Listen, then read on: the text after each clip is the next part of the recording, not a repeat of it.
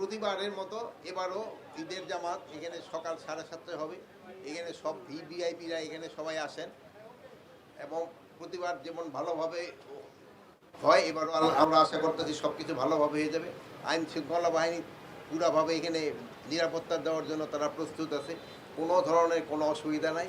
তারপরে অ্যাডমিনিস্ট্রেশনের যারা আছে তারাও আপনাদের বলতে দিবেন, নিয়ে আসতে হবে না, আপনাদের কি বলে যারা আনার দরকার নেই, এখানে ওনারা ওইভাবে ব্যবস্থা করবেন সবাই দিয়ে।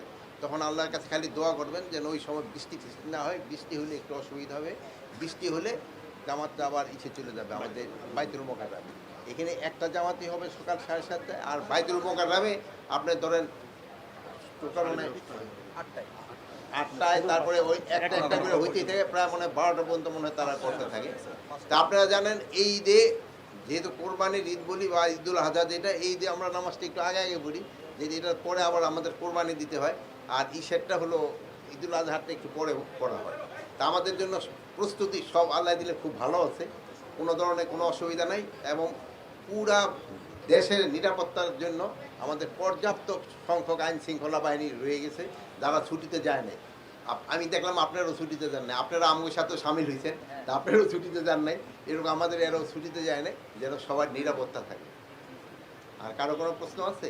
সামগ্রিকভাবে রাজধানী এখন ফাঁকা, ঈদের সময় ঢাকায় আপনাদের নিরাপত্তা বলয়টা কেমন, এবং বিশেষ করে অলিগলিতে চুরি ছিনতাইয়ের ব্যাপক প্রবণতা লক্ষ্য করা যায় ঈদের সময় ফাঁকা থাকে, সেক্ষেত্রে আপনাদের মানে কি ধরনের? আমাদের এখানে পর্যাপ্ত নিরাপত্তা ব্যবস্থা নেওয়া হয়েছে, প্রায় 500 পেট্রোল রাখা হচ্ছে, অলি গলি সব জায়গায় ওই কভার করা হচ্ছে।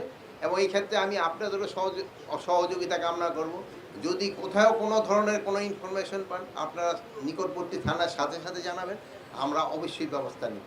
তো ছোটোখাটো দিয়ে একটা ঘটনা অনেক সময় ঘটে যায়, যেন এটাও যেন না ঘটে, এই জন্য আমরা পর্যাপ্ত ব্যবস্থা নিব। না ঘটছে না, যদি ঘটে এবং যে কোনো ঘটনা ঘটছে থানায় গেলে ভুক্তভোগীরা মামলা করতে পারছে না, এবং এটা যদি কোনো জায়গায় পুলিশ কমিশনার এখানে আছে, যদি কোথাও মামলা না নেয় তাদের ক্ষেত্রে ব্যবস্থা নেওয়া হবে।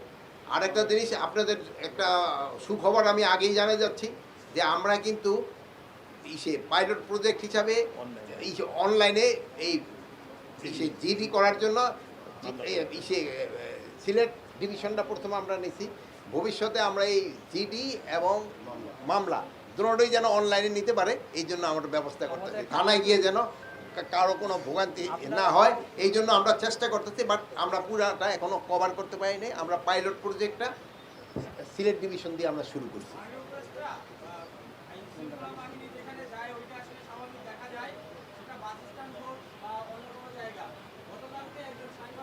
ওটা আমি শুনছি, ওটার আমি ইনভেস্টিগেশন করে আমি জানাবো। আর একটা জিনিস হলো, আইন শৃঙ্খলা বাহিনীর সাথে সাথে তো আপনারাও যান, কোথাও কোনো ঘটনা ঘটলে আপনারাও আমাদের জানাবেন। এটা কিন্তু আমরাও যেরকমভাবে সজাগ হবে আইন শৃঙ্খলা বাহিনীর সঙ্গে জনগণের সজাগ, আপনাদের সহযোগিতাটা কিন্তু আমাদের দরকার। যে জায়গায় যেই কোনো ঘটনা ঘটলে আপনারা অবশ্যই জানাই দিবেন, সত্যি ঘটনা অবশ্যই জানাবেন। কিন্তু অনেক সময় আছে দুই এক জায়গায় একটু একজনের রিপোর্ট হয়ে যায়, ওইটা যেন না হয়। মিথ্যা সংবাদ যদি পরিবেশন করা হলে ওটা পার্শ্ববর্তী দেশ কিন্তু একটা সুবিধা পেয়ে যায় এবং ওইটারে তারা ফলো করে লেখে। কিন্তু আপনাদের একটা সুনাম আছে, আপনারা মিথ্যা সংবাদ পরিবেশন করেন না, আপনারা সবসময় সত্য সংবাদ পরিবেশন করে থাকেন, এইটা আপনারা বজায় রাখবেন। মানবাধিকার উপদেষ্টা আপনারা তো আটক করছেন, আটক করার ঠিক 15 থেকে 1 মাসের মধ্যে তারা আবার বের হয়ে এসে তাদের ক্ষমতাটা দ্বিগুণ হয়ে যায়, এই ব্যাপারে আপনাদের পদক্ষেপটা কী হবে?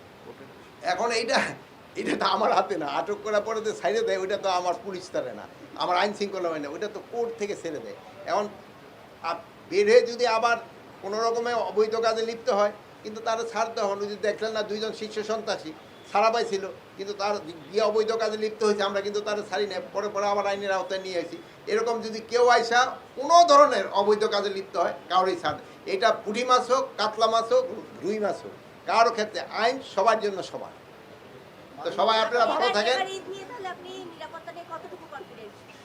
এবার নিরাপত্তা নিয়ে আমি পুরাভাবেই কনফিডেন্ট, জানলা দিলে 100% কনফিডেন্ট যে যেন কোনো ধরনের কোথাও কোনো কিছু না হয়।